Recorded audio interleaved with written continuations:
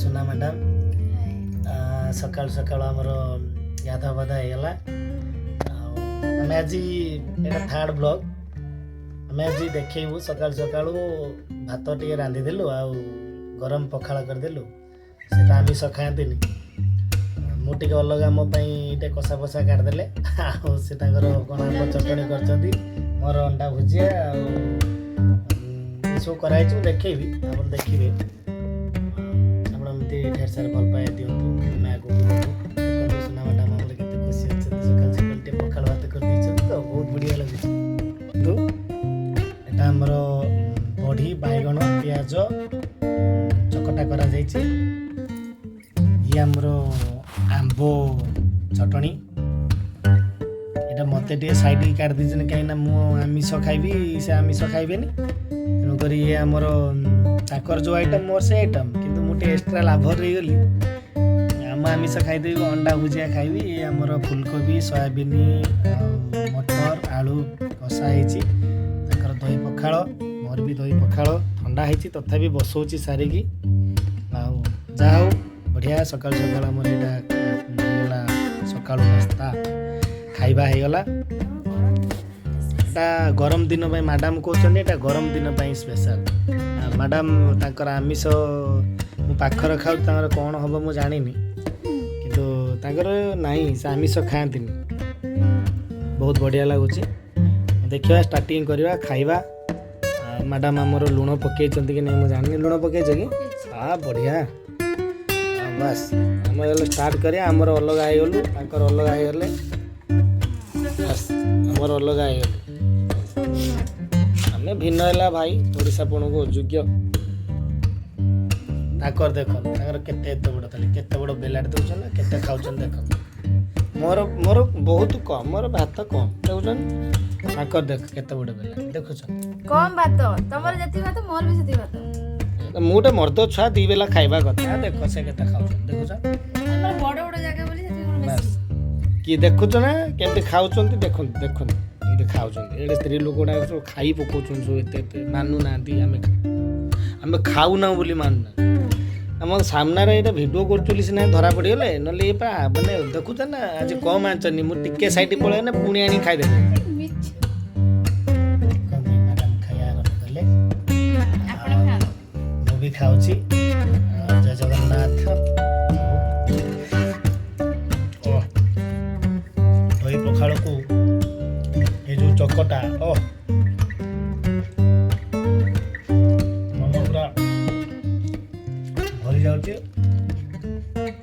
ଏ ଆଳୁ ଆଉ ସୋୟାବିନ୍ ଫୁଲକୋବି କଷା ତା ସାଙ୍ଗକୁ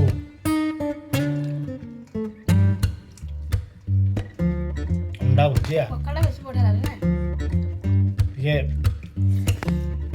ମୁଁ ଖାଇବାର ଖଟା ଜିନିଷ ଖାଇନି, ତଥାପି ଟିକେ ଆଜି ଫାର୍ଷ୍ଟ ଟାଇମ୍ ମ୍ୟାଡ଼ାମ୍ ମୋ ପାଇଁ କରିଛନ୍ତି ବଢ଼ି, ଆମ୍ବ ଚଟଣି, ରସୁଣ ପକେଇକି। ତଥାପି ଖଟା ନଷ୍ଟ ହବ, ମୁଁ ଖାଇବିନି। ନଷ୍ଟ ହବ, ଖାଇବିନି। ଆମିଷ ହାତ ମାରିଦେଲି।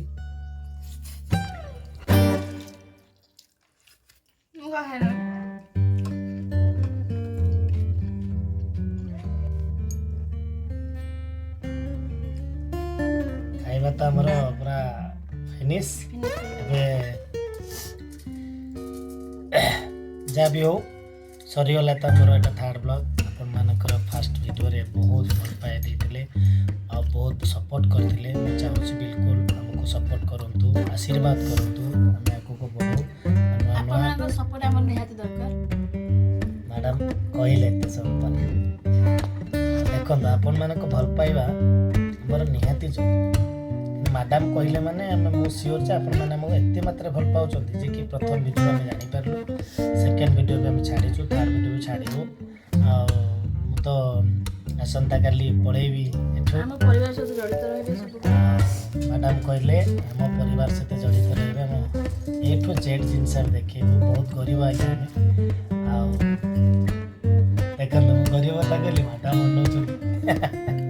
ନାଇଁ ତଥାପି ଆମେ ଭଲରେ ଅଛୁ। ଦୁଃଖେ ସୁଖେ ଆପଣମାନଙ୍କ ଆଶୀର୍ବାଦ ଭଗବାନ ଦ୍ୱାରା ଯେମିତି ଅଛି ସେଥିରେ ଖୁସି ରହିବା ଉଚିତ। ବହୁତ ବଢ଼ିଆ।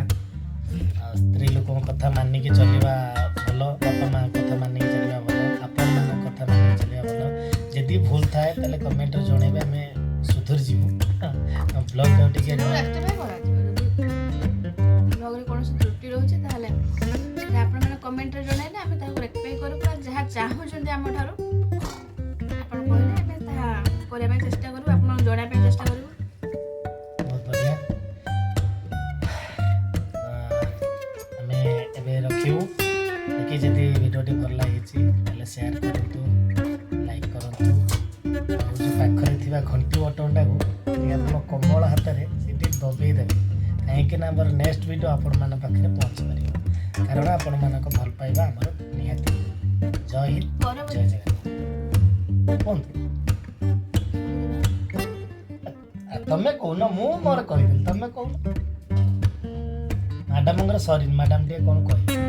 ନାଇଁ, ମୁଁ କହିଲି ଆମର ପରବର୍ତ୍ତୀ ବ୍ଲଗ୍ ଗୁଡ଼ିକରେ ଆମେ ଆମର ପରିବାର ସହିତ ଆପଣମାନଙ୍କୁ ପରିଚିତ କରାଇବୁ। ତା ବ୍ୟତୀତ ମୋ ସାର୍ ତ ଅଲଗା ରୁହନ୍ତି, ମୁଁ ତ ଅଲଗା ରହେ। ଆଉ ଆମେ ଏମିତି ଛୁଟି ହେଲେ ପରସ୍ପର ସହିତ ଦେଖା ସାକ୍ଷାତ ଯାହା ହୁଏ, ମୁଁ ଘରକୁ ଗଲେ ବାକି ଫ୍ୟାମିଲି ସହିତ, ମୋ ଫ୍ୟାମିଲି ତାଙ୍କ ଫ୍ୟାମିଲି, ଆମ ଫ୍ୟାମିଲି ସହିତ ଆମେ ଯାହା ବି ଅଛି ଆଟାଚମେଣ୍ଟ ବା ଯାହା ଆମ ଭିତରେ ସୁଖ ଅଛି ତାହା ଆମେ ପରବର୍ତ୍ତୀ ଭିଡ଼ିଓରେ ଆପଣଙ୍କ ମଧ୍ୟରେ ପହଞ୍ଚାଇବୁ। ଆପଣମାନେ ବହୁତ ଭଲ ଦିଅନ୍ତୁ, ଆମ ଚ୍ୟାନେଲକୁ ସବସ୍କ୍ରାଇବ୍ କରନ୍ତୁ, ଆମକୁ ସପୋର୍ଟ କରନ୍ତୁ। ଆଉ ଆପଣମାନେ ଭଲରେ ରୁହନ୍ତୁ, ଆମେ ଭଲରେ ବି ରୁହୁ। ଆପଣଙ୍କ ଭଲ ପାଇବାକୁ ଆଶୀର୍ବାଦ କଲି।